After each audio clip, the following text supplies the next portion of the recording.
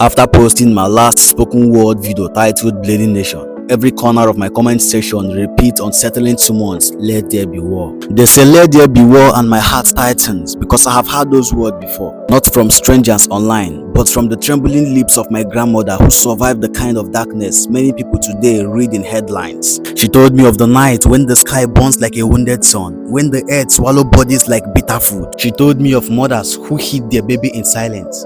Some mothers who silenced their baby so that soldiers couldn't find them. She told me how the forest became a bedroom, how the ground became a pillow, how hunger became a neighbor and death. Death became a shadow that stayed so close enough to breathe on their necks.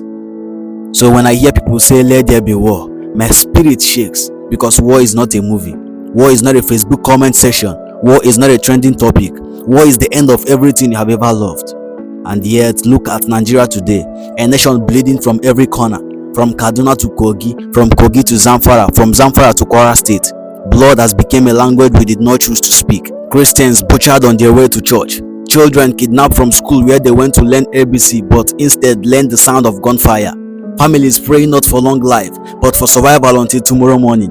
A country where justice is a ghost, freedom is a rumor, and truth is a prisoner. What about the young man that was sentenced to life imprisonment on the 20th November 2025? Yet the nation itself is dying by the day. Slowly, silently, endlessly. Who will sentence our leaders for killing our hope? Who will imprison the ones who turned our country into a funeral procession? Nigeria, my country like a mother, crying in the dark, begging her children to listen before she breaks. But instead we fight each other. We point fingers, we scream war. As if war ever solved anything. As if war ever healed wounds. As if we've forgotten the graves that still wish past Biafra name. My grandmother's voice still lives in me. War does not choose who it kills. War does not know tribe. War does not know age. War does not know innocence. So I cry because I have seen too much pain for a lifetime. Because this generation is drowning in the same tears our grandparents cried 50 years ago.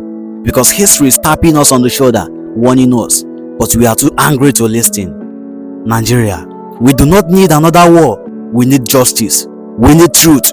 We need leaders who fear God. We need a nation where children sleep in peace, where churches are safe, where dreams don't die before the dreamers wake. So hear me well, do not call for war. Call for change. Call for unity.